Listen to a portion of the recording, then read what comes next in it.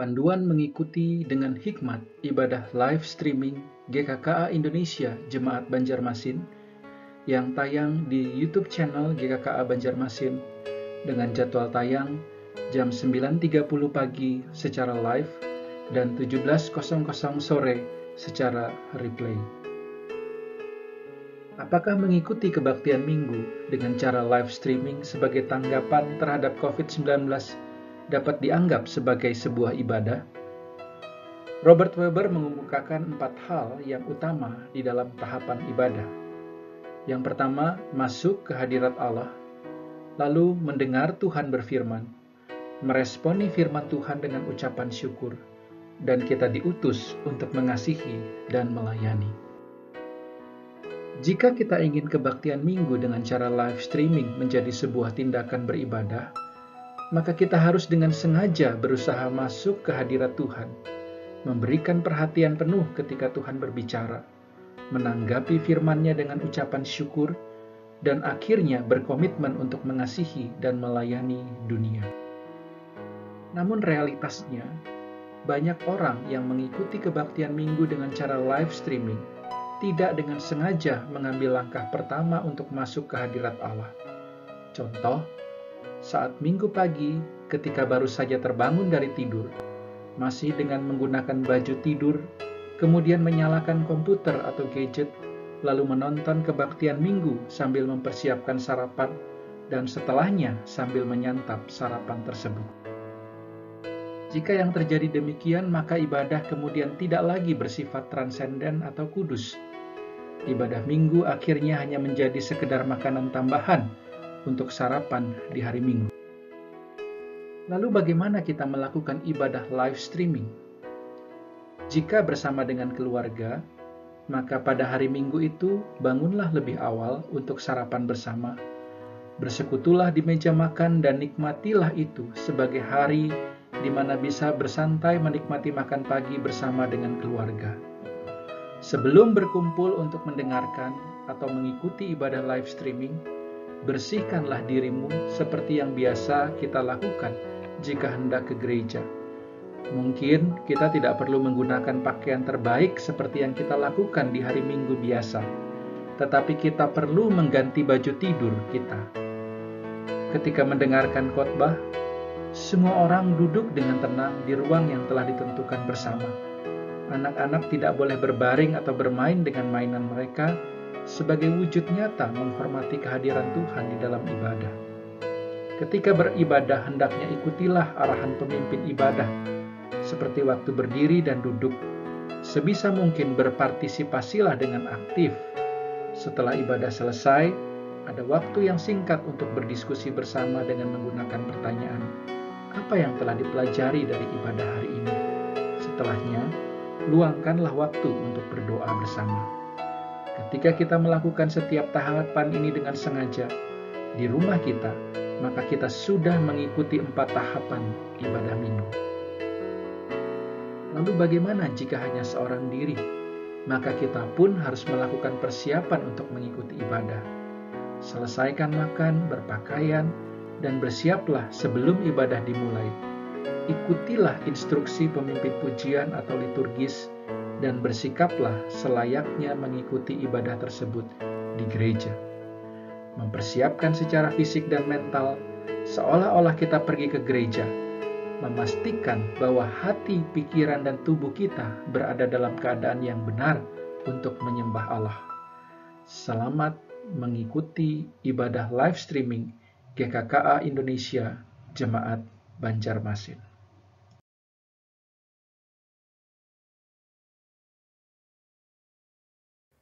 Shalom jemaat yang terkasih, kita bersyukur untuk kesempatan yang indah yang Tuhan mengizinkan kita untuk masuk di dalam ibadah raya kita hari ini.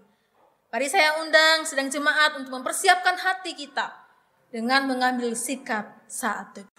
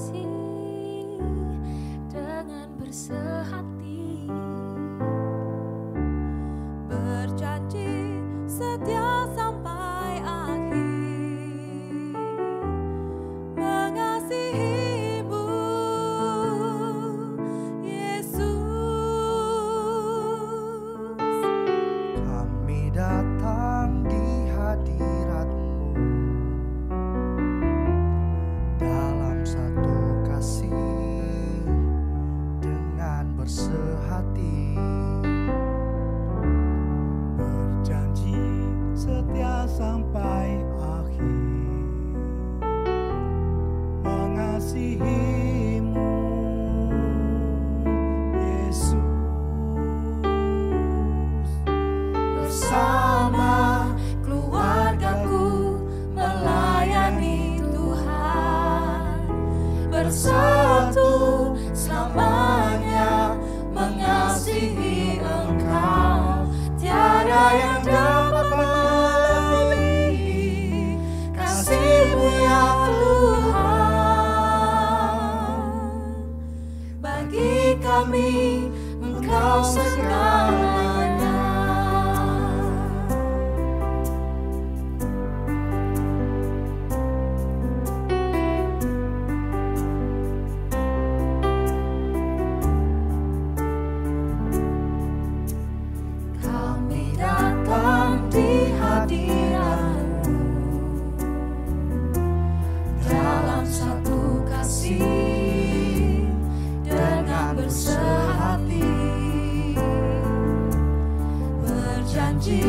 Setia sampai akhir, mengasihi-Mu,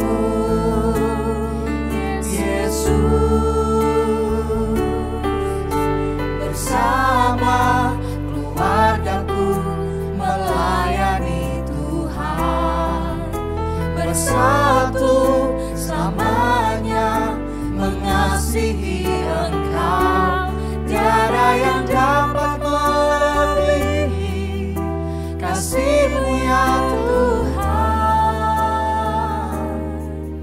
Bagi kami Engkau segalanya.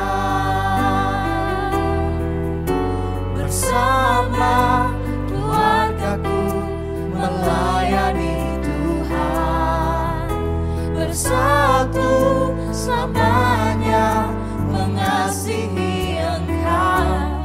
Tiada yang dapat melebihi kasih-Mu ya Tuhan. Bagi kami Engkau segalanya. Bagi kami Engkau segalanya. Bagi kami Engkau segalanya.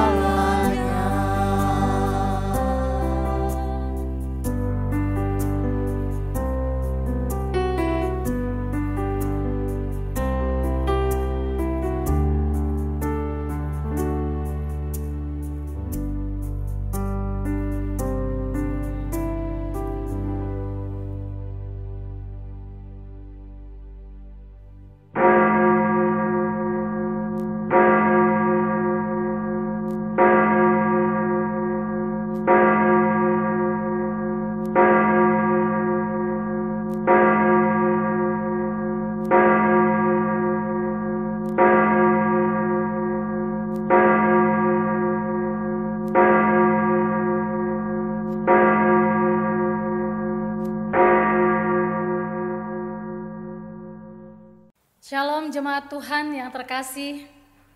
Di dalam kerinduan hati Allah akan setiap kita anak-anaknya, dengarlah Tuhan memanggil kita semua. Mari kita menyiapkan hati kita untuk masuk dalam ibadah saat ini. Bapak Ibu semua yang ada di rumah, saya mengundang untuk bisa berdiri. Dengarlah panggilan ibadah bagi kita yang terambil dari Ratapan 3 ayat 22 sampai dengan ayat yang ke-25. Tak berkesudahan kasih setia Tuhan, tak habis-habisnya rahmat-Nya, selalu baru tiap pagi, besar kesetiaan-Mu. Tuhan adalah bagianku, kata jiwaku. Oleh sebab itu aku berharap kepada-Nya. Tuhan adalah baik bagi orang yang berharap kepada-Nya, bagi jiwa yang mencari Dia. Jemaat Tuhan, kita akan tabiskan ibadah pada saat ini dengan satu pengakuan bahwa pertolongan kita adalah dalam nama Tuhan yang menjadikan langit dan bumi. Ibadah kita pada saat ini ditabiskan dalam nama Allah Bapa, Putra, dan Roh Kudus. Kasih karunia, rahmat, dan damai sejahtera dari Allah Bapa kita dan Kristus Yesus Tuhan kita dan persekutuan Roh Kudus menyertai saudara. Amin.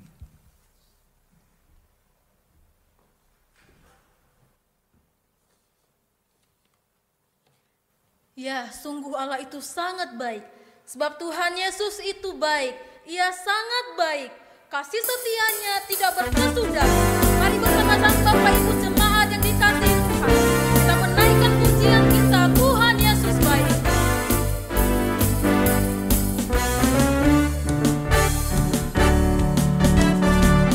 Tiada berkesudahan kasih setiamu Tuhan, selalu baru rahmat-Mu bagiku.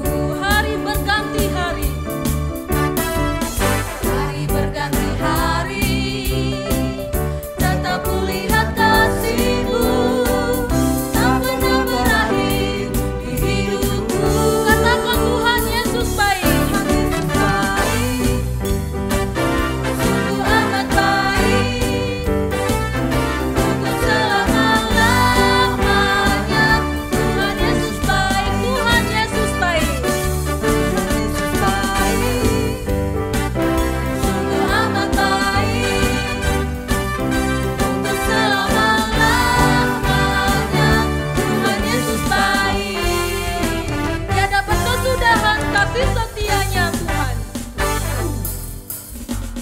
Tiada berkesudahan kasih setiamu Tuhan, selalu baru rahmat-Mu bagiku.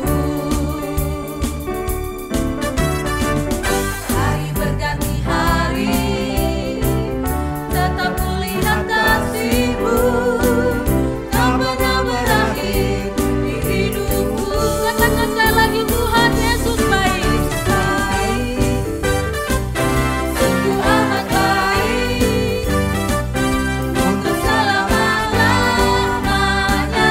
Tuhan Yesus baik, Tuhan Yesus baik, Tuhan Yesus baik, sungguh amat baik, untuk selama-lamanya. Tuhan Yesus baik. Katakan sekali lagi bahwa Tuhan Yesus itu baik, sungguh amat baik, untuk selama-lamanya. Tuhan Yesus baik, Tuhan Yesus baik, Tuhan Yesus baik, sungguh amat baik, untuk selama-lamanya. Dari selama-lamanya sampai selama-lamanya, bahwa Tuhan Yesus itu baik, Tuhan Yesus baik.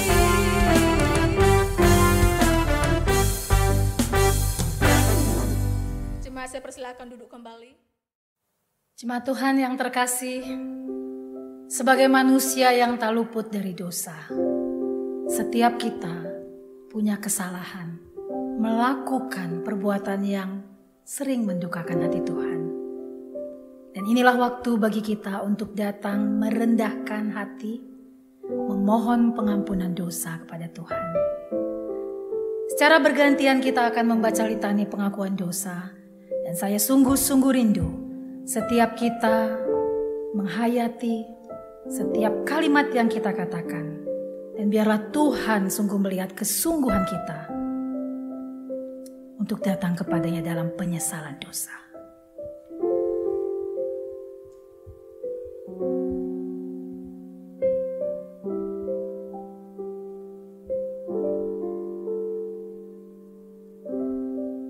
Ya Bapa yang Maha Kudus dan yang penuh pengasihan, kami mengaku kepadamu seperti kami mengaku satu kepada yang lain, bahwa kami telah bersalah, baik dalam pikiran, perkataan, dan perbuatan, maupun dalam kegagalan kami untuk berbuat baik.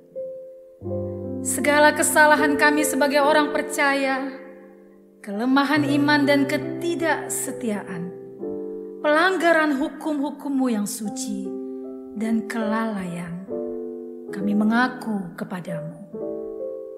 Tuhan, kasihanilah kami.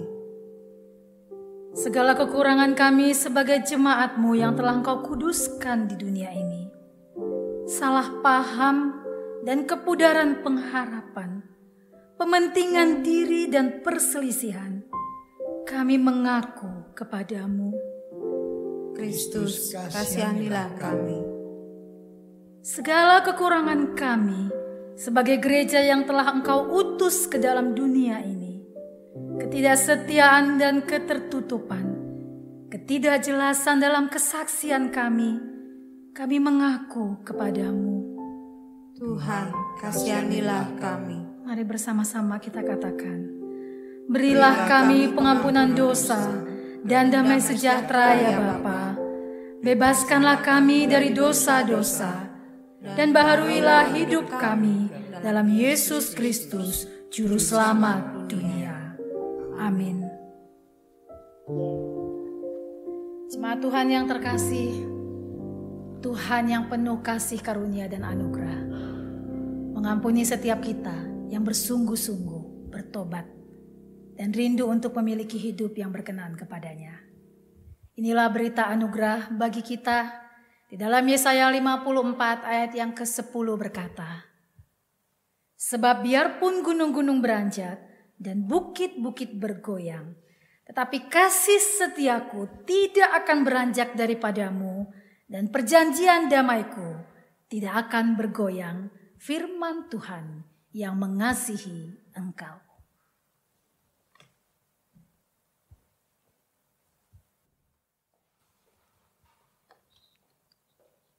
Sungguh Tuhan itu sangat baik. Ia memberikan dirinya bagi setiap kita. Pengorbanannya luar biasa bagi kehidupan kita. Oleh karena itu, mari kita meresponi anugerah pengampunan dosa yang dianugerahkan bagi kita dengan membacakan pembaharuan komitmen yang terambil dalam Ulangan 6 ayat 24 sampai 25 secara bersama-sama dengan sikap berdiri.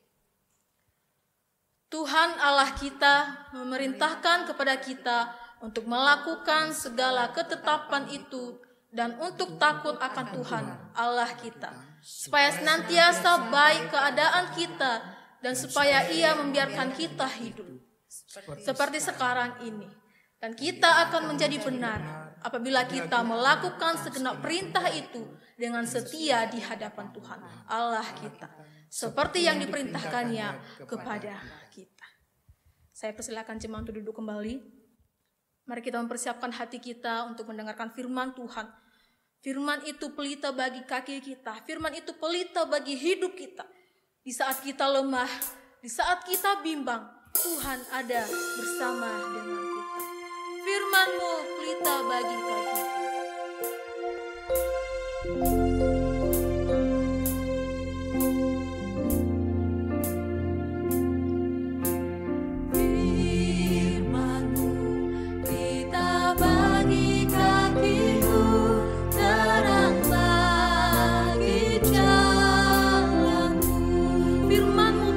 Bagi kami ya Tuhan. Firman-Mu pelita bagi kakiku, terang bagi jalanku.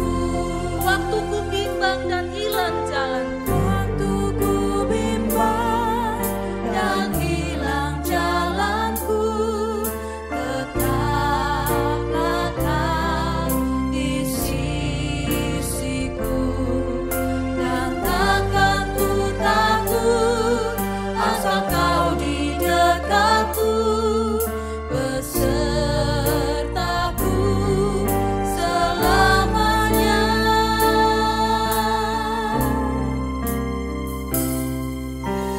Firman-Mu pelita bagi kakiku, terang bagi jalanku. Pelita bagi hidup kita. Tanpa Tuhan kita tidak bisa apa-apa. Waktu kita bimbang, waktu kita lemah, Dia ada bersama dengan kita. Firman-Mu pelita bagi kakiku, terang bagi jalanku. Firman-Mu pelita bagi kakiku, terang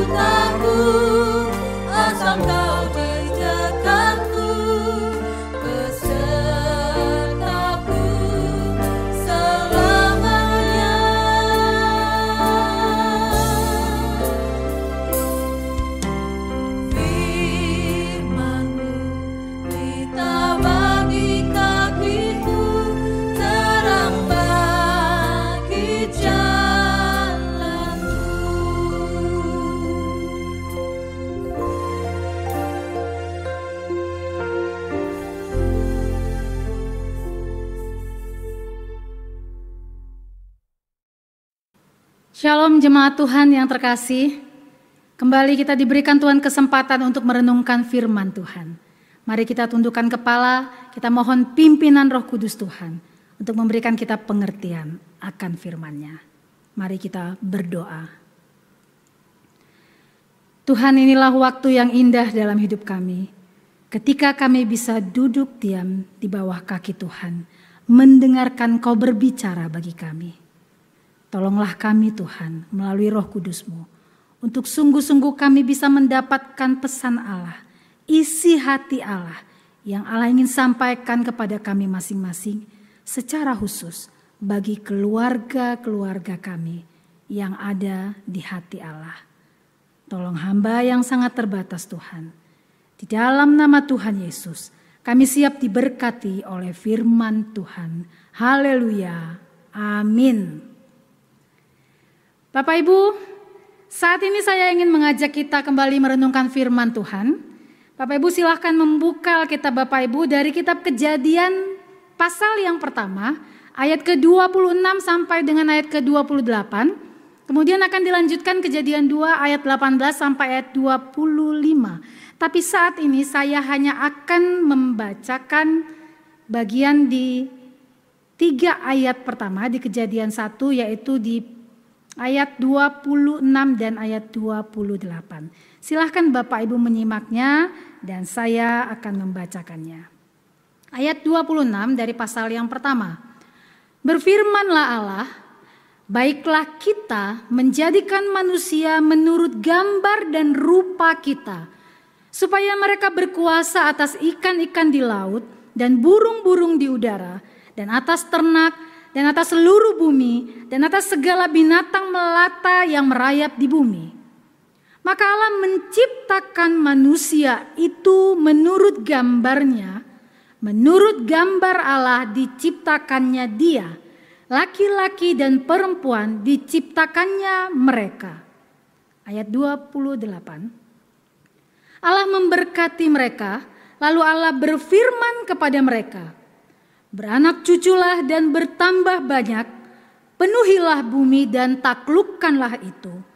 Berkuasalah atas ikan-ikan di laut dan burung-burung di udara dan atas segala binatang yang merayap di bumi. Ini dia bagian firman Tuhan yang bersama-sama akan kita renungkan di bawah satu tema, keluarga dalam rancangan Allah. Bapak Ibu, satu pribadi yang sedang kita bicarakan pada saat ini dialah Allah. Dikatakan di sini di ayat 26, Allah merancang. Apa yang dirancangnya? Sebuah keluarga. Di ayat 27 Allah merealisasikannya. Dan kemudian Allah memberkati apa yang sudah diciptakannya. Sehingga 3 hal yang perlu kita ingat dalam penciptaan manusia. Bagaimana dimulai dari sebuah rancangan seorang Allah sebagai inisiator. Dan kemudian dia merealisasikan apa yang sudah dirancangnya. Disinilah sebagai seorang kreator Allah berkarya. Menciptakan ciptaan yang sungguh amat sempurna. Dikatakan di sana. Dan kemudian Allah memberkatinya. Memberkati di sini berbicara tentang Allah berfungsi sebagai seorang guru.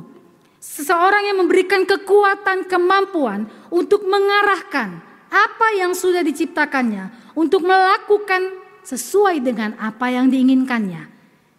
Jadi di sini kita bisa melihat bahwa rancangan Tuhan atas keluarga itu bukan hal yang sambil lalu dijadikannya. Tapi sungguh-sungguh ada dalam pikiran Allah, dalam rencana Allah. Dan ayat ini menjadi dasar yang kuat bagi kita untuk memahami bahwa keluarga-keluarga yang ada di muka bumi ini itu terjadi bukan secara kebetulan, bukan begitu saja, tapi itu semua ada dalam rancangan yang agung dari Allah. Dan yang merealisasikannya di ayat yang ke-27 dikatakan di sana bahwa Allah menjadikan laki-laki dan perempuan. Kalau Bapak Ibu baca di Kejadian pasal 2 ayat 18 sampai 25 tadi, Bapak Ibu akan mendapati penjelasan yang lebih rinci.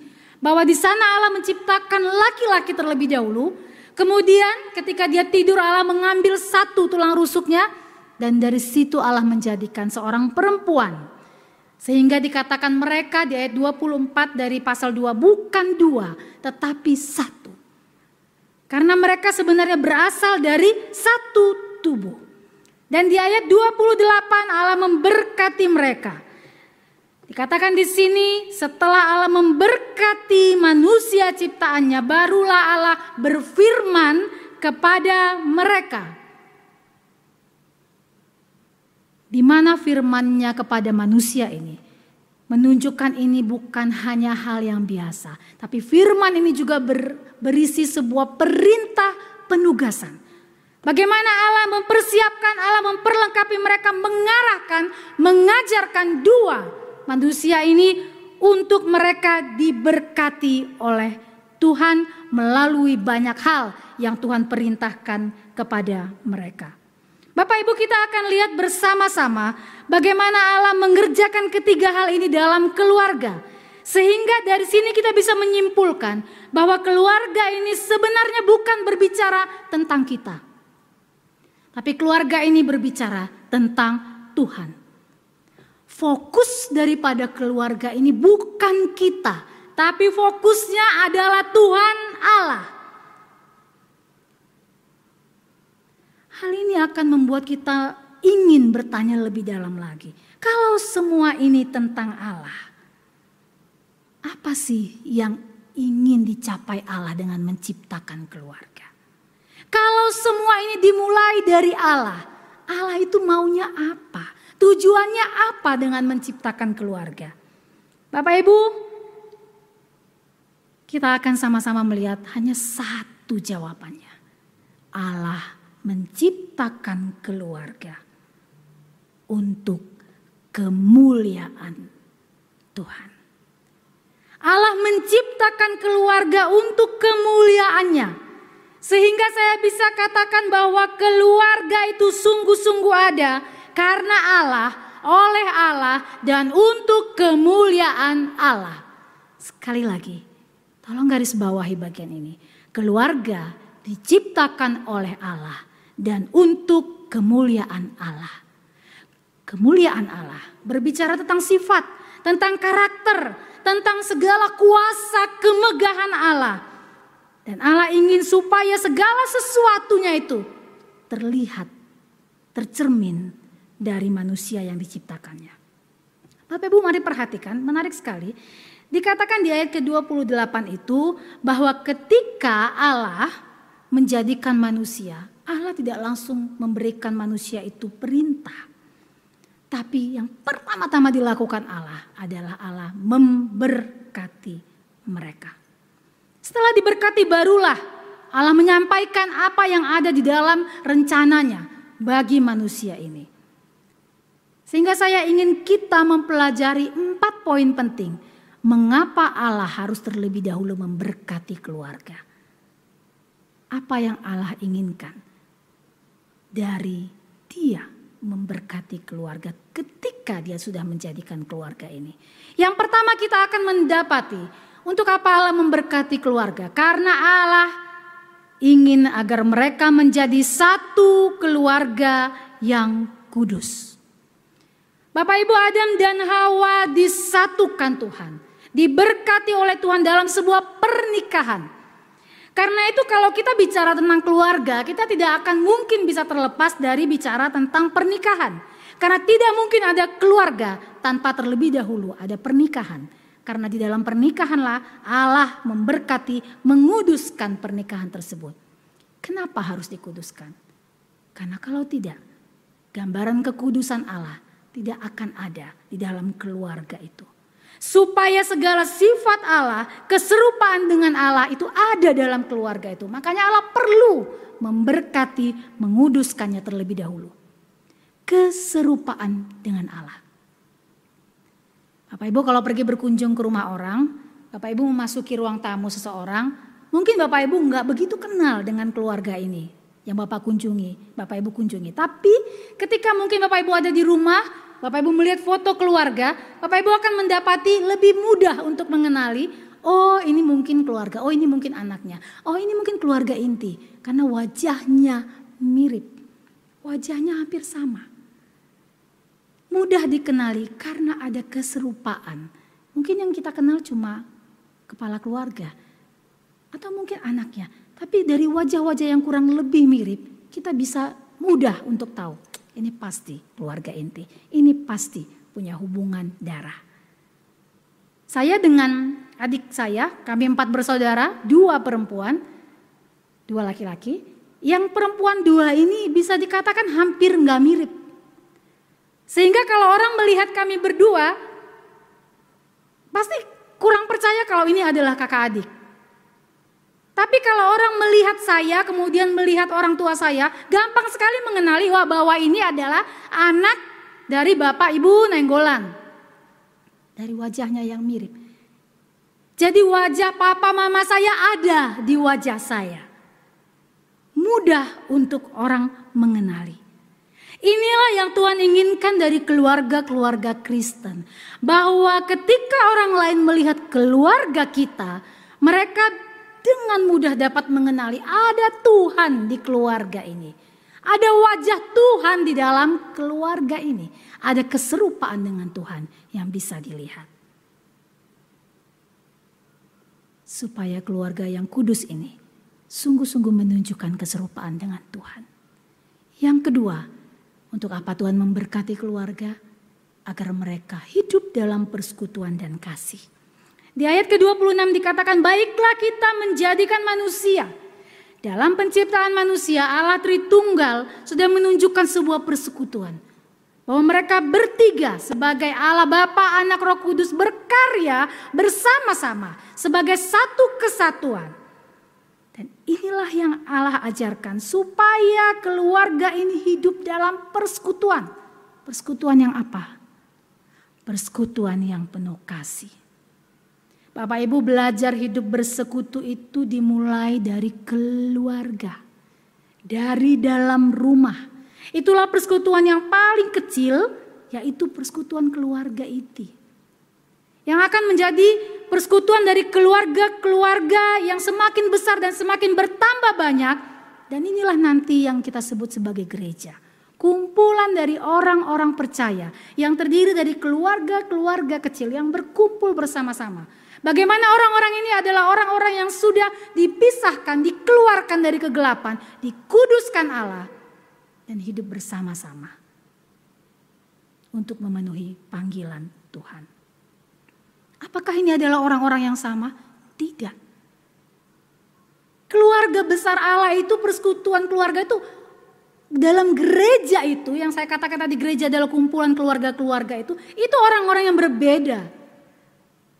Sedangkan kita dalam keluarga inti kita, suami istri, mereka datang dari latar belakang yang berbeda, cara berpikir yang berbeda, cara menanggapi masalah berbeda, dari emosi, dari perasaan berbeda. Apalagi kalau sudah punya anak, semakin banyak macam-macamnya model-modelnya. Tapi di dalam keluarga Allah mengajarkan bahwa berbeda dengan berbagai ragam hal yang ada di dalamnya, bukan untuk menjadi terpisah. Tapi bagaimana hal-hal yang berbeda ini justru mengikat mereka dalam satu persekutuan. Hanya kasih yang bisa mengikat perbedaan-perbedaan ini. Bagaimana di dalam keluarga kecil kita belajar menerima. Kita belajar menghargai perbedaan. Kita belajar mengampuni, memaafkan. Dan pelajaran-pelajaran dalam keluarga inilah yang kita bawa nanti dalam kelompok yang lebih besar. Dalam komunitas kita, di dalam gereja. Apa yang sudah kita dapatkan pelajaran di rumah, di keluarga inti kita, itulah yang akan kita praktekkan dalam keluarga besar kita. Karena itu Allah perlu mengajarkan tentang persekutuan dan kasih di dalam keluarga. Yang ketiga, untuk apa Allah memberkati keluarga? Allah memberkati keluarga agar mereka melahirkan keturunan-keturunan ilahi. Artinya keluarga kita diberikan kemampuan oleh Allah untuk dikatakan di sini beranak cucu, bertambah banyak. Tapi jangan lupa, bukan soal bertambah banyaknya, tapi biarlah menjadi banyak tanpa pernah kehilangan keserupaan dengan Allah. Bapak Ibu, melahirkan keturunan-keturunan ilahi itu bukan hanya tentang punya banyak anak. Bukan hanya tentang bisa melahirkan.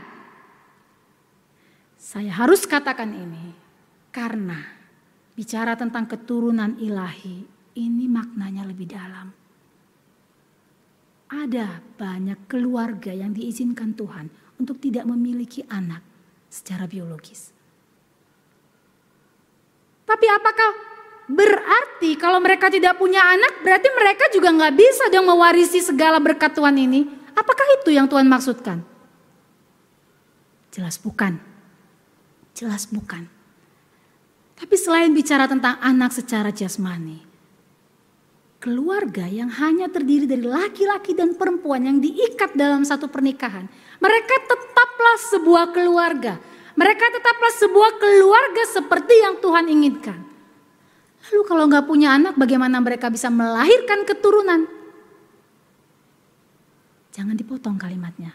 Keturunan ilahi. Bapak Ibu bisa tidak punya anak. Mungkin Tuhan tidak kasih kepercayaan itu. Tapi ada begitu banyak orang lain di sana yang siap dan harus Bapak Ibu pelihara secara rohani. Ada tetangga, ada keponakan, ada asisten rumah tangga. Ada orang-orang lain di kantor sana yang bisa Bapak Ibu ajarkan tentang Tuhan. Bisa Bapak Ibu muridkan, bisa dijadikan anak-anak rohani. Inilah keturunan-keturunan ilahi yang Tuhan inginkan dari tiap-tiap keluarga. Karena ada begitu banyak orang yang Tuhan titipkan ada di antara kita. Tuhan menitipkan anak-anak kepada keluarga-keluarga. Tuhan menitipkan begitu banyak orang-orang bagi keluarga-keluarga, termasuk keluarga yang tidak memiliki anak, supaya mereka bisa mengajarkan orang, bisa membawa mereka mengenal Tuhan, bisa mengalami kehidupan yang lahir baru di dalam Tuhan, dan bisa menjadi murid Kristus. Kita diberkati Tuhan supaya kita ingat bagian ini. Kita semua punya tanggung jawab yang sama, melahirkan keturunan ilahi. Dan yang keempat, untuk apa Tuhan memberkati keluarga yang sudah dijadikannya itu? Yaitu agar mereka mampu mengelola bumi. Sebelum Allah memberi perintah kepada manusia, Dia lebih dulu memberkati mereka. Berkat di sini ketika Dia berkata taklukkan bumi, kelola bumi, itu berbicara tentang Allah memberikan kemampuan kepada manusia ciptaannya. Allah memperlengkapi mereka untuk mereka bisa mengelola bumi dengan baik, dengan penuh tanggung jawab, sehingga apa yang mereka lakukan mendatangkan kemuliaan bagi Tuhan. Berkat apa yang Tuhan sedang percayakan bagi Bapak Ibu? Berkat apa? Apakah Bapak Ibu sudah memakai semua hal berkat yang Tuhan sudah berikan untuk mensejahterakan keluarga, untuk memperhatikan keluarga rohani kita, untuk memperhatikan pelayanan yang Tuhan sudah percayakan? Dalam keluarga, ketika Bapak Ibu punya berkat, ketika Bapak Ibu adalah seorang pengusaha, bagaimana cara Bapak Ibu mengajarkan anak-anak menjalankan bisnis dengan benar? Ketika Bapak Ibu adalah seorang karyawan, bagaimana Bapak Ibu Saudara mengajarkan kepada keluarga? Inilah seorang pekerja yang berintegritas. Ketika Bapak Ibu melayani, bagaimana Bapak Ibu mengajarkan keluarga? Inilah pelayanan yang sesungguhnya. Mengelola talenta dan semua hal yang Tuhan sudah percayakan. Bagaimana kita mengelola apa yang Tuhan sudah berikan? Dari 4 poin ini, saya ingin kita bisa mendapati dan melihat betapa indahnya rancangan Tuhan untuk keluarga. Tapi kembali, kita harus secara terbuka mengakui. Dalam perjalanan keluarga yang pertama, keluarga Adam dan Hawa, akhirnya mereka jatuh dalam dosa. Dosa membuat apa yang Tuhan sudah rancangkan dalam keluarga menjadi rusak. Rusak. Tuhan mengusir mereka dari Taman Eden. Dosa membuat manusia harusnya mati dalam penghukuman Tuhan. Tapi kembali kita melihat bagaimana luar biasanya Tuhan. Apa yang sudah dirancangkannya, Tuhan tidak akan biarkan itu hancur. Allah memilih cara yang sangat luar biasa. Bagaimana dia mengutus Yesus untuk ada dan bersama-sama dengan manusia di dalam dunia.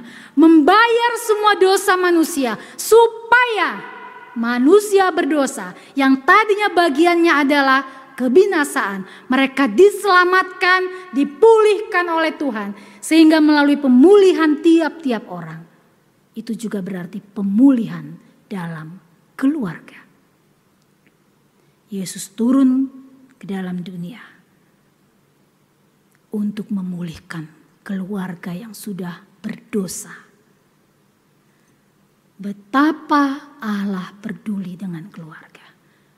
Bapak Ibu, kalau kita mengingat di dalam Perjanjian Baru, Yohanes 2 berbicara tentang satu pernikahan.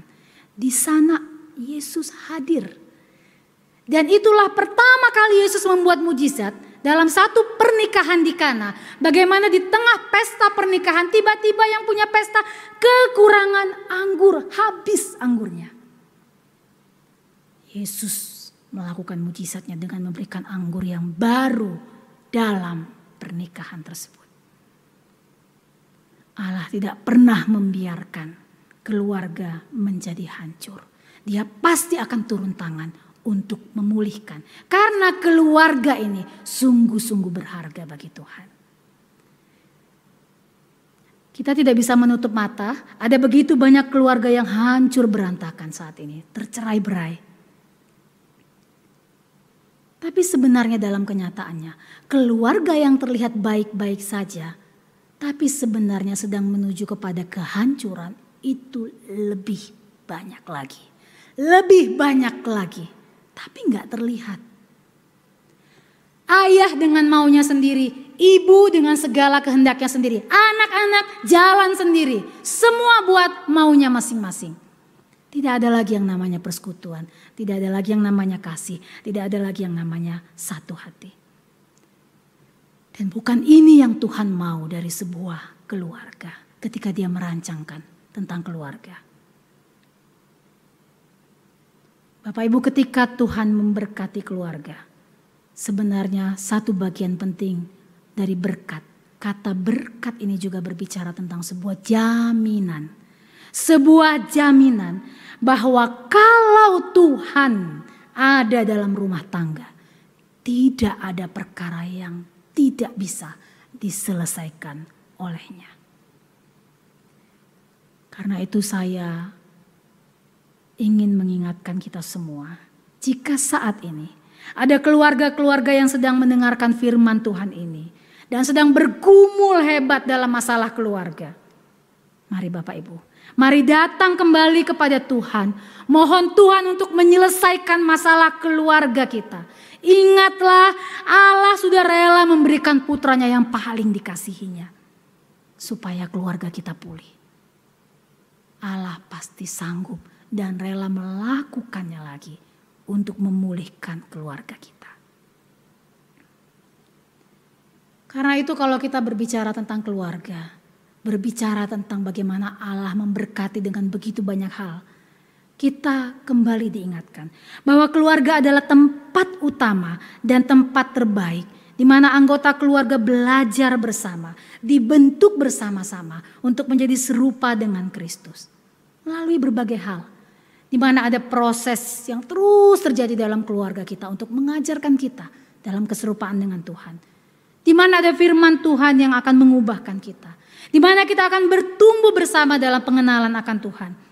di mana ada pergumulan, ada masalah-masalah. Tapi pasti tujuan Tuhan bukan membuat kita hancur ketika Dia mengizinkan masalah ada dalam rumah tangga kita. Tapi supaya kita menjadi semakin kuat di dalam setiap hal yang Tuhan boleh izinkan. Bapak Ibu, saya rindu kalau kita katakan keluarga adalah tempat utama dan tempat terbaik. Mari pakai kesempatan ini untuk memikirkan, mengusahakan cara apa yang bisa kita lakukan untuk mengenalkan keluarga kita tentang Tuhan lebih dalam lagi dan lebih dalam lagi. Mari pikirkan, mari ciptakan kesempatan. Apa yang bisa saya lakukan bersama keluarga saya? Bersama-sama keluarga saya. Bapak Ibu bersama-sama nonton dengan keluarga, bagus sekali. Bersama-sama makan dengan keluarga, indah sekali. Bapak Ibu bersama-sama liburan kemana-mana, ke luar negeri, ke dalam negeri, dengan keluarga. Puji Tuhan, memang itulah yang sebenarnya Tuhan inginkan, kebersamaan dalam keluarga. Tapi mari berhenti sesaat untuk mengingat. Adakah dalam setiap kebersamaan itu kita pakai untuk mengenalkan Tuhan kepada anak-anak kita? Adakah setiap hal yang kita nikmati bersama keluarga kita bawa untuk mengajak anak kita, mari syukuri, mari bersyukur kepada Tuhan karena kalau bukan karena Tuhan kita gak akan bisa nikmati semua ini. Adakah masa-masa indah Bapak Ibu pakai untuk mengenalkan Tuhan? Adakah masa-masa sulit seperti saat ini di tengah pandemi ini di mana semuanya harus terlockdown di rumah? Adakah itu saat-saat kebersamaan bukan hanya sekedar sama-sama bekerja dari rumah, tapi sama-sama belajar untuk mengenal Tuhan? Ada dua keluarga di sini. Ini kisahnya dua-duanya ada dalam Perjanjian Lama. Di dalam Yeremia 7 dan dalam Kejadian 22. Ini bicara tentang kebersamaan keluarga. Yang satu keluarga-keluarga yang pada saat itu, ya, ketika itu Nabi Yeremia, ketika mereka ada dalam pembuangan, mereka juga belajar untuk mempersembahkan persembahan kepada Allah. Tapi yang membedakannya adalah yang satu bersama anak-anaknya bekerja sama untuk mempersiapkan korban persembahan, mengumpulkan kayu bakar dan sebagainya. Tapi Bapak Ibu perhatikan, di sini mereka mempersembahkan korban curahan kepada Allah lain, yaitu Ratu Sorga, dewa-dewa, bukan Tuhan. Di sini dikatakan Tuhan marah, Tuhan sakit hati dengan apa yang mereka lakukan. Berbeda dengan satu kebersamaan lagi, kebersamaan dari keluarga Abraham dan Ishak. Waktu itu Tuhan meminta Abraham mempersembahkan Ishak di Gunung Moria. Abraham mengajarkan Ishak, ayo cara mempersiapkan persembahan itu kamu bawa kayu bakarnya. Ini nanti kayu ini akan kita pakai untuk membakar korban persembahan. Tapi jelas ditujukan untuk Allah, bukan untuk Ratu Sorga, bukan untuk dewa-dewi. Inilah sebenarnya yang Tuhan mau. Di sini Ishak belajar banyak dari ayahnya. Dia bukan hanya belajar tentang memberi persembahan yang baik, tapi dia belajar tentang iman. Dia melihat betapa berimannya ayahnya. Bahkan ketika permintaan yang berat pun diminta, ayahnya memberikannya karena dia punya iman kepada Tuhan. Bapak Ibu, mari kita merenungkan ini. Di rumah kita masing-masing kita punya Alkitab. Seberapa sering Bapak Ibu membuka Alkitab bersama-sama, membacanya, menikmatinya, menjelajahinya. Seberapa sering bersama-sama keluarga mengenal Allah lewat pembacaan Alkitab. Saya ingat bagaimana mama saya dari mulai kecil mengajarkan kami baca Alkitab. Tidak mudah mengajarkan anak-anaknya ini baca Alkitab. Kadang harus marah, kadang harus dengan suara yang tinggi. Hanya untuk mau buka Alkitab, duduk, membaca Alkitab, berdoa, bergantian membacanya dan merenungkannya.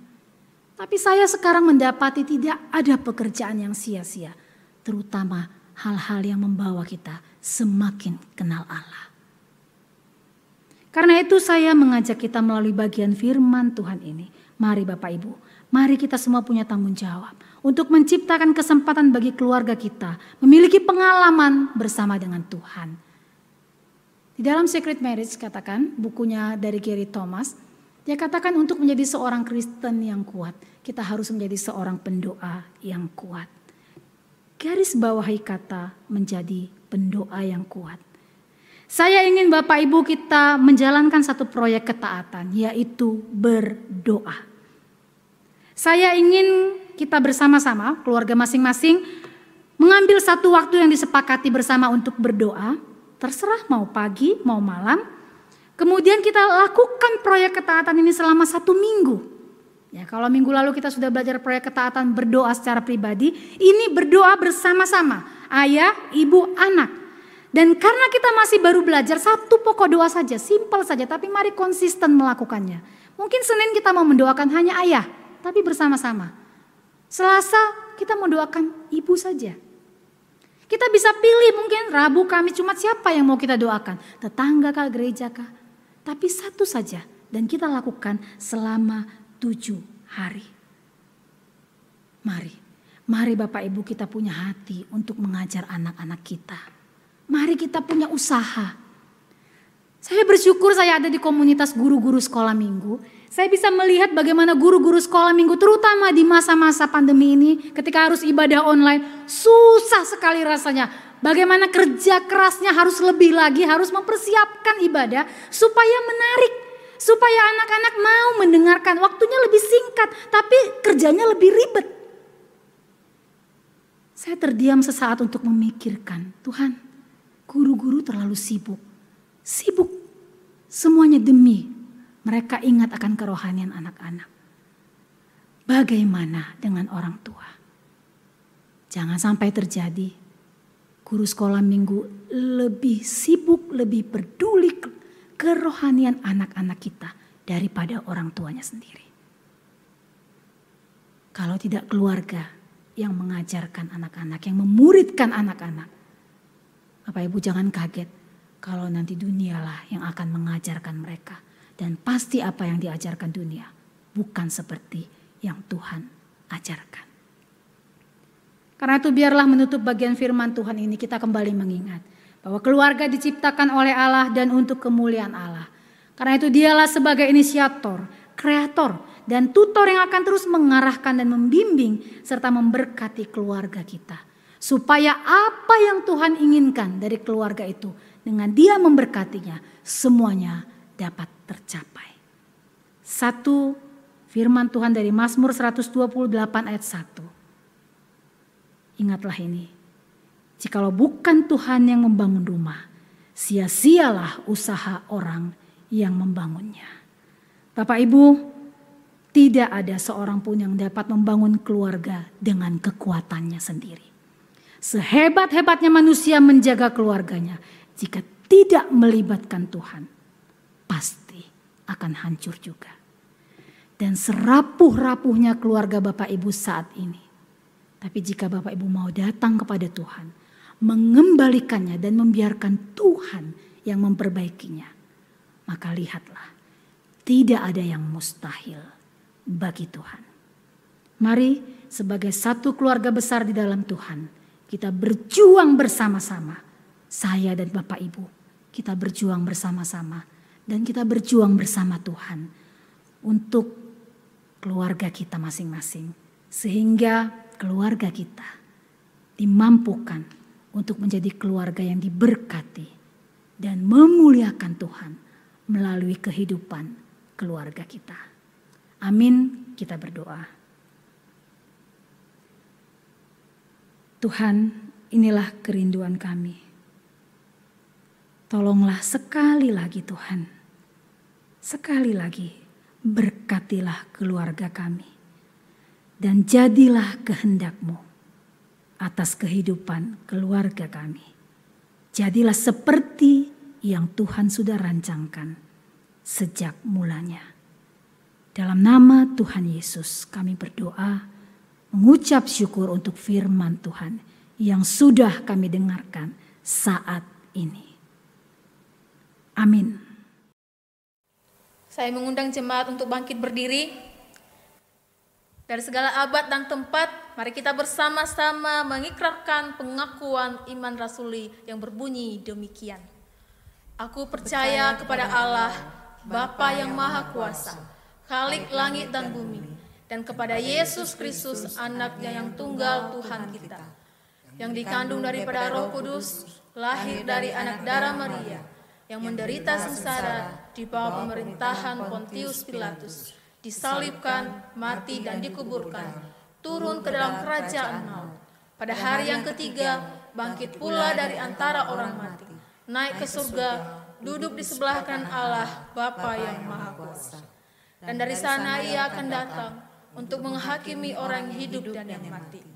Aku percaya kepada Roh Kudus, gereja yang kudus dan am, persekutuan orang kudus, pengampunan dosa, kebangkitan orang mati, dan hidup yang kekal. Amin. Saya persilakan duduk kembali. Kini tiba saatnya kita akan memberikan persembahan kita. Persembahan syukur bisa melalui transfer BCA atau Danamon, atau juga dapat melalui QR dengan aplikasi online. Dan juga persembahan diakonia bisa ditransfer melalui rekening yang sudah tertera di layar kaca Bapak Ibu. Dengarkanlah firman Tuhan di dalam 2 Korintus 8 ayat 12.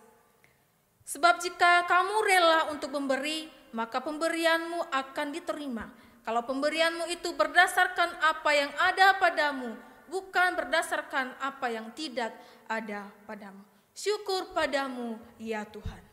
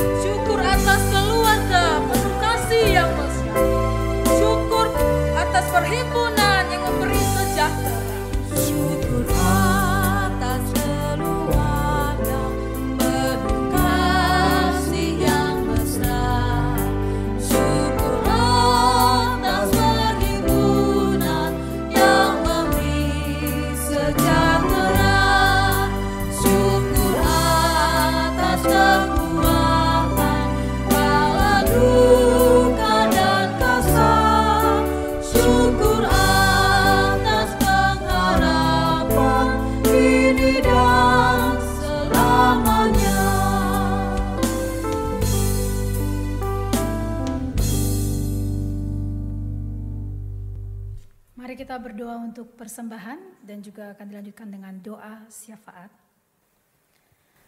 Tuhan, bersyukur untuk kesempatan kami boleh kembali membawa persembahan kami di hadapan Tuhan.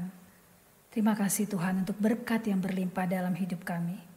Dan biarlah juga kami berdoa, setiap persembahan yang sudah dikumpulkan dipergunakan dengan penuh tanggung jawab dan untuk pelayanan, untuk kemuliaan nama Tuhan. Tuhan memberkati setiap Bapak Ibu yang mengelola, Tuhan memberkati setiap kami yang sudah memberi.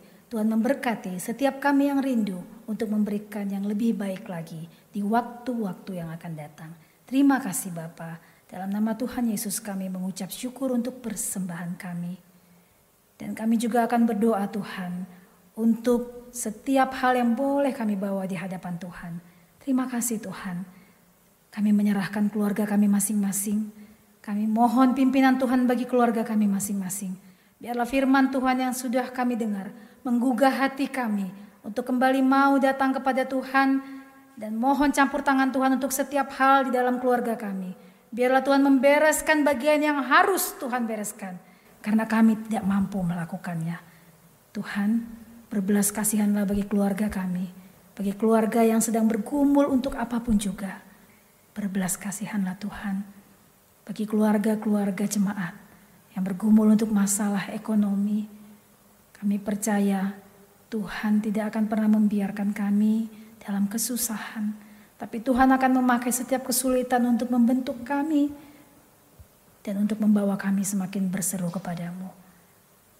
Di tengah kondisi yang sulit saat ini Tuhan, di tengah banyaknya kebutuhan yang harus dipenuhi, kami berdoa untuk keluarga yang mengalami kesulitan dalam hal apapun juga, baik kesehatan, baik dalam hal ikatan-ikatan yang masih mengikat mereka untuk segala hal apapun yang sedang dirasakan.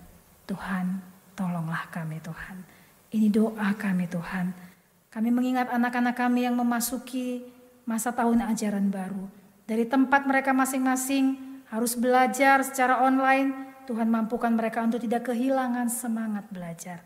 Biarlah kondisi ini tidak membuat mereka kalah, tapi biarlah kondisi ini membuat mereka semakin bergiat untuk memanfaatkan kesempatan belajar yang masih Tuhan berikan. Kami berdoa Tuhan, untuk setiap jemaat Tuhan juga punya hati untuk saling memperhatikan, untuk saling menolong dan saling mendoakan satu dengan yang lain. Biarlah sebagai keluarga Allah, dalam persekutuan sebagai satu roh, kami bersama-sama rindu untuk bergandengan tangan mengatasi kesulitan kami bersama-sama. Tuhan Yesus, kami mencintai kota kami, Banjarmasin. Kami berdoa kiranya anugerah Tuhan juga terus Tuhan nyatakan. Untuk kami semua yang bergumul dengan masalah pandemi ini Tuhan, berikan kami kekuatan, berikan kami kesehatan, berikan kami kemampuan dimanapun kami berada. Ketika kami ada di luar rumah, ketika kami berinteraksi dengan orang lain, ketika kami ada di dalam rumah kami pun. Virus ada di mana-mana Tuhan, tapi kuasa Tuhanlah yang akan membentengi, melindungi kami. Kiranya Tuhan terus berkenan untuk menjaga hidup kami, melindungi kami. Dan setiap keluarga, setiap saudara kami yang kami ingat, yang saat ini bergumul juga dengan sakit penyakit, khususnya dalam masalah COVID. Tuhan berikan mereka kesembuhan, Tuhan berikan mereka kekuatan untuk menghadapinya, dan hiburkan mereka dengan satu kepastian bahwa bersama Tuhan, baik mati ataupun hidup kami tahu, kami di tangan yang aman bersamamu. Terima kasih Tuhan, biarlah waktu-waktu ini kami pakai untuk semakin merenungi, semakin mengingat akan hidup kami, dan semakin mencari Tuhan. Inilah doa kami Tuhan, setiap permohonan yang belum sampai kami ucapkan saat ini secara langsung, Tuhan mengerti hati kami.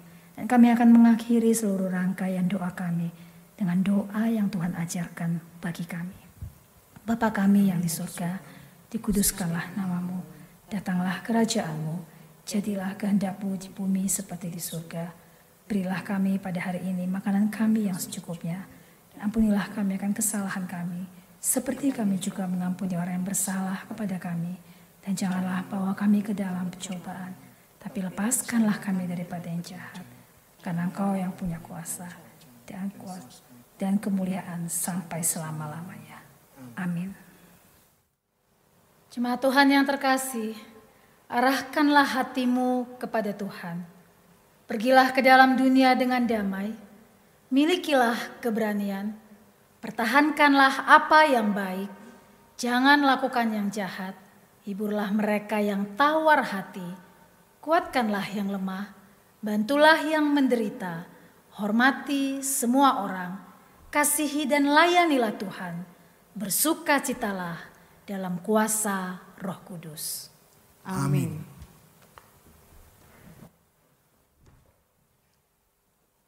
Kita akan mengakhiri ibadah kita hari ini. Biarlah segala kemuliaan hanya bagi Tuhan yang Maha Tinggi. Puji Allah Bapa.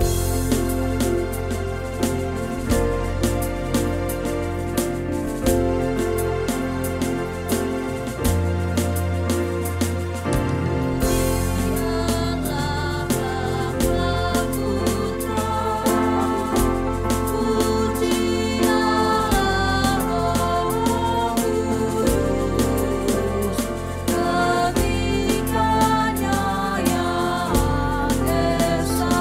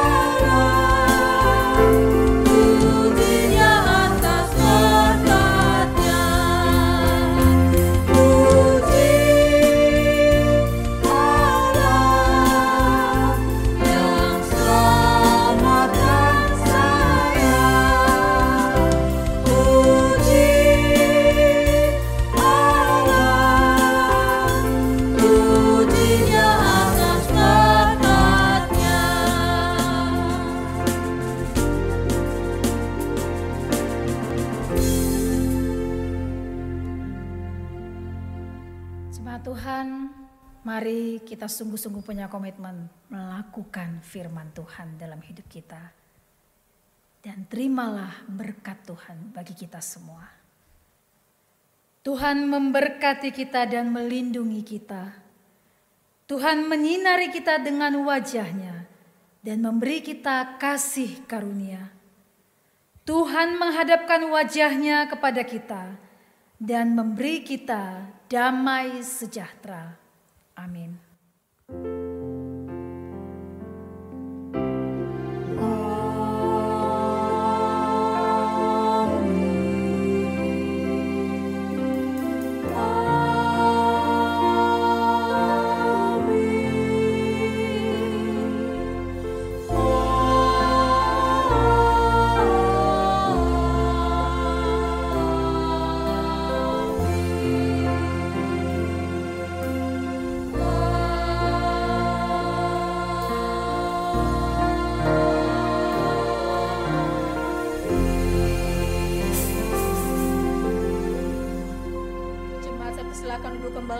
Ibadah kita selesai saat teduh, dan setelah ini kita akan menyaksikan warta gereja. Selamat hari Minggu Bapak Ibu Saudara sekalian. Tidak terasa ya, kita di bulan Juli ini sudah hampir 4 bulan kita tidak bisa mengadakan ibadah dan berkumpul secara langsung di dalam gedung gereja. Tentu saya paham kita semua merindukan bisa kembali datang ke gereja. Tidak mudah kita untuk beradaptasi atau menyesuaikan diri dengan cara ibadah online sebagaimana yang kita mampu adakan selama ini. Tetapi saya berharap kita semua bisa tetap bersabar sambil menunggu waktu yang tepat atau waktu yang baik bagi kita untuk kembali memulai ibadah di dalam gedung gereja. Oleh karena itu beberapa hal akan saya sampaikan kepada jemaat sekalian terkait dengan kondisi kita hari ini.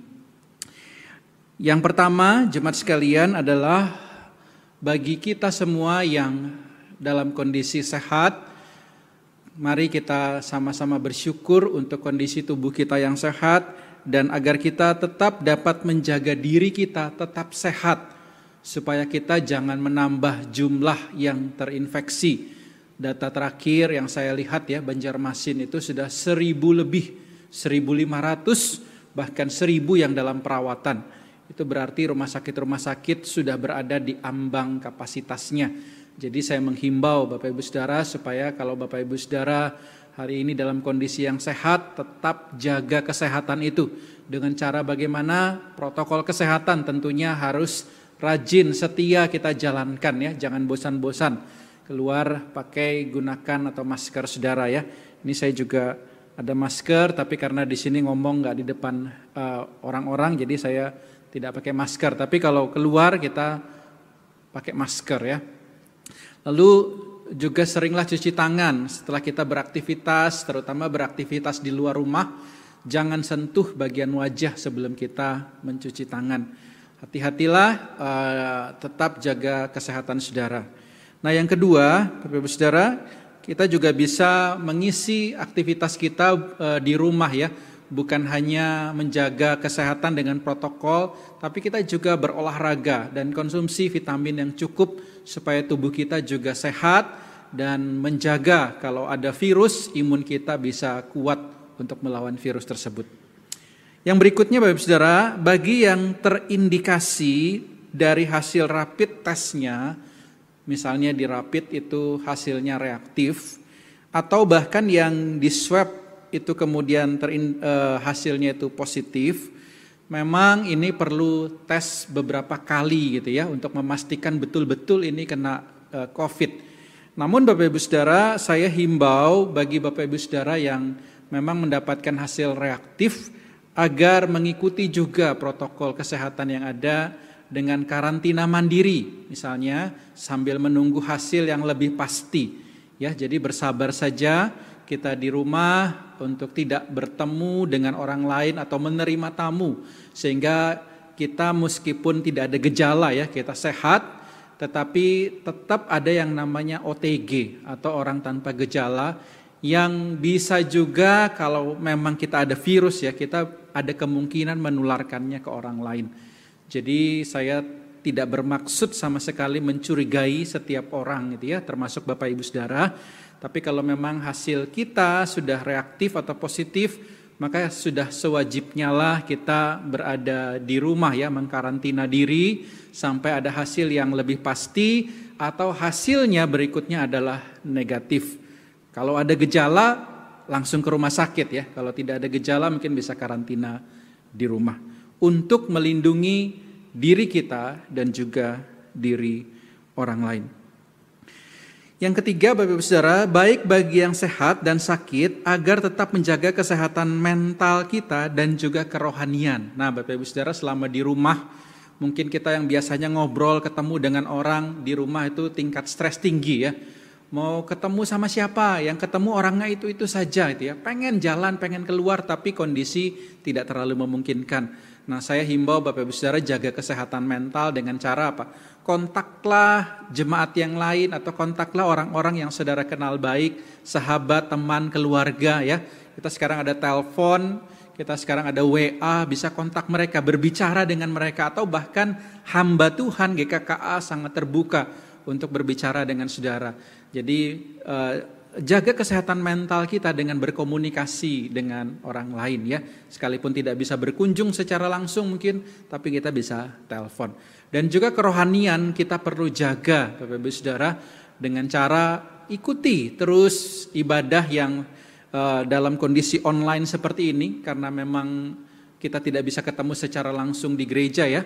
Saya tahu banyak yang mengeluh juga soal ibadah online ini yang tidak bisa menikmati, yang tidak terlalu bisa mengikuti dengan hikmat. Tetapi ini adalah cara kita Bapak Ibu Saudara ya, dalam arti tidak ada opsi yang lain yang bisa kami pikirkan. Oleh karena itu selagi belum ada hal lain, mari kita bersama-sama kita nikmati cara ini Bapak Ibu Saudara ya. Ibadah di rumah selayaknya kita juga ibadah di gedung gereja. Sampai nanti kita bisa kembali ketemu di dalam gedung gereja bersama-sama. Lalu yang keempat yang saya ingin Bapak Ibu Saudara perhatikan adalah ketika seseorang atau bahkan mungkin kita terpapar atau terindikasi COVID-19. Kita jangan malu Bapak Ibu Saudara ya. Penyakit ini adalah seperti penyakit lainnya, ketika kita terserang penyakit kita tidak usah malu. Kita bisa bahkan katakan kepada orang lain. Saya ada baca berita waktu itu karena tidak jujur kepada tenaga kesehatan ketika dia diperiksa, akhirnya menyebabkan banyak tenaga kesehatan yang tertular virus ya. Memang kita belum pasti misalnya kita tertular virus, tapi kita mau belajar terbuka. Karena ini bukan penyakit yang memalukan. Justru ketika kita terbuka, orang lain itu mengulurkan bantuannya ya. Mungkin tidak bisa ketemu langsung, tapi dia bisa saling membantu Bapak Ibu Saudara. Jadi mari kita tidak malu, tetapi mari kita terbuka gitu ya. Sehingga orang lain bisa membantu Bapak Ibu Saudara. Lalu bagi yang lain gitu ya, ketika tahu saudaranya terkena atau terpapar, jangan langsung ketakutan gitu ya. Atau ketakutan berlebih. Tenang saja gitu ya. Yang penting kita jaga protokol kesehatan. Justru kita dipanggil untuk mendukung mereka, mendoakan mereka, bahkan membantu mereka. Mungkin mereka kesulitan untuk keluar rumah, belanja ke pasar. Mungkin mereka kesulitan karena tidak bisa bekerja. Nah, disinilah kita dipanggil untuk membantu mereka, saling menolong mereka, memberi kekuatan, bahkan memberikan bantuan secara misalnya dana atau memberikan bantuan mengirimkan barang-barang yang mereka butuhkan. Jadi jangan malu, tetapi mari kita saling dukung dan saling doakan. Lalu yang kelima, mari kita tidak mengucilkan apalagi menggosipkan mereka yang kemungkinan terindikasi atau terpapar COVID-19. Hari ini Banjarmasin sudah 1000 gitu ya. Jadi ada saja kemungkinan di antara saudara atau di antara orang-orang yang kita kenal mungkin terpapar penyakit ini.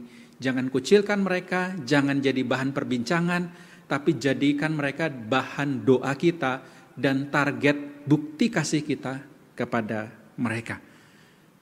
Kiranya ini saudara perhatikan. Dan yang terakhir saya juga mau infokan bahwa perjamuan kudus bulan Juli belum bisa kita laksanakan oleh karena situasi dan kondisi. Tentunya Bapak Ibu memahami seperti saya jelaskan yang lalu ya, perjamuan kita adalah sakramen yang dilayankan oleh para diaken bertugas secara langsung, dan dengan ibadah online hal tersebut belum bisa dilakukan. Tetapi nanti kami akan membahasnya kembali, kami akan membicarakannya, dan kami akan menginfokan apabila kami bisa melaksanakannya baik secara online maupun offline. Jadi bersabar kita untuk perjamuan kudus ini. Demikian juga dengan gereja ya. Mohon doanya, dukungannya agar gereja juga bisa kembali beroperasi di dalam ibadah new normal. Terima kasih, ini saja dari saya. Selamat hari Minggu dan Tuhan Yesus memberkati kita semua. Amin.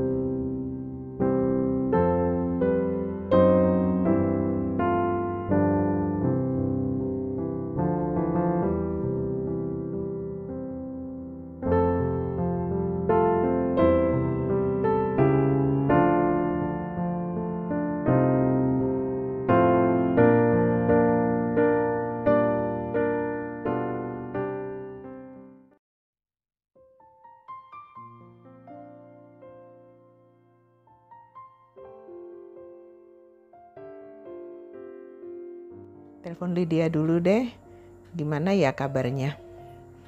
Mana ya? Oh ini.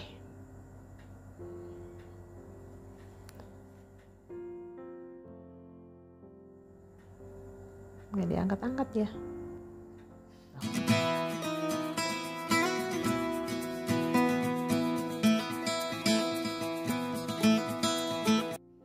Hai. Halo. Apa kabarnya, Lid? Halo Lose, Lydia baik. Gimana pembacaan gemanya? Sekarang Lydia udah sampai mana? Sebenarnya Lydia udah nyerah Lose. Lydia udah jauh banget ketinggalannya. Gema 1, 2, 3 aja Lydia gak selesai. Oh gitu. Kamu jangan menyerah ya.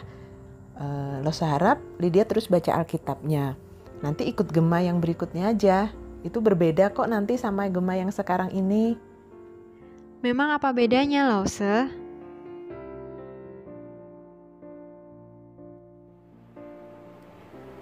Shalom Bapak Ibu Saudara dikasih oleh Tuhan Yesus, apa kabar? Kami berdoa kiranya Bapak Ibu Saudara selalu dalam lindungan Tuhan. Dalam hidup yang tidak menentu seperti sekarang ini, kita membutuhkan firman Tuhan untuk mengarahkan dan menuntun hidup keseharian kita.